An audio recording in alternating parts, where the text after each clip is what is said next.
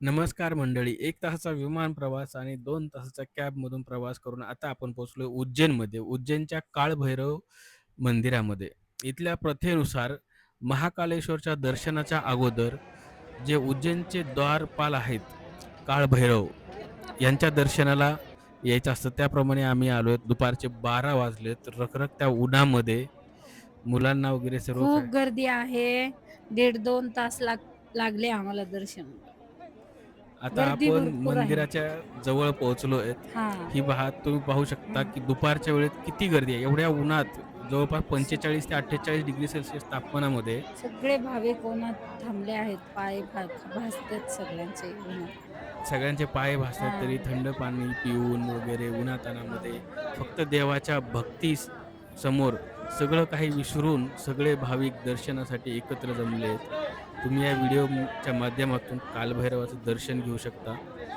जे आम्ही गेलो उज्जैनचे आहेत द्वारपाल आतमध्ये. आहेत. गेलो आहे. मंदिरात गेले ते पहा. आता आपण मंदिरात पोहोचलो. ते पहा तुम्ही नक्कीच. कालभैरवाचं दर्शन घेऊ शकता. कालभैरवाला मदिरा वगैरे अर्पण केली जाते हो.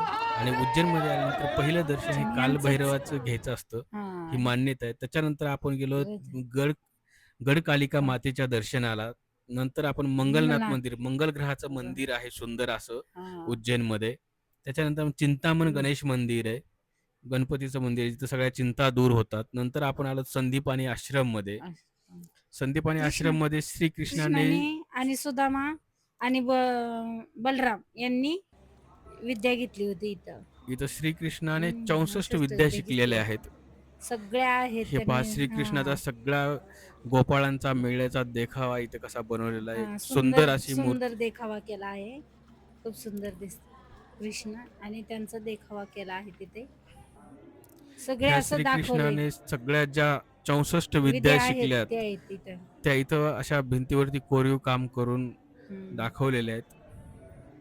सुदामा, बलराम ह्या सगळ्या श्रीकृष्ण विद्या. आणि बलरामाने इथंच शिक्षण पूर्ण केलेलं आहे त्यांचं. तुम्ही कधी उज्जैनला आलात तर इथं अवश्य भेट द्या. हां, खूप नक्की. सुंदर असं रेखीव काम केलेलं आहे आणि या कामामध्ये आपण आलो हरसिद्धी मातेमुळे. संध्याकाळी आरतीच्या वेळी इथं दीप प्रज्वलित केले जातात. दोन्ही दिपमाळीवरती पूर्ण दीप लावले जातात. हे उज्जैनमधील 2 हे हरसिद्धी माता मंदिर आहे, जे गडकालिका आणि हरसिद्धी हे 2 शक्तिपीठ मानले जातात उज्जैनमधील. हे मंदिर एकदम खूप सुंदर आणि खूप पुरातन आहे. पुढील व्हिडिओमध्ये महाकालेश्वरचं दर्शन आणि बाकी सर्व मिळेल. Thank you.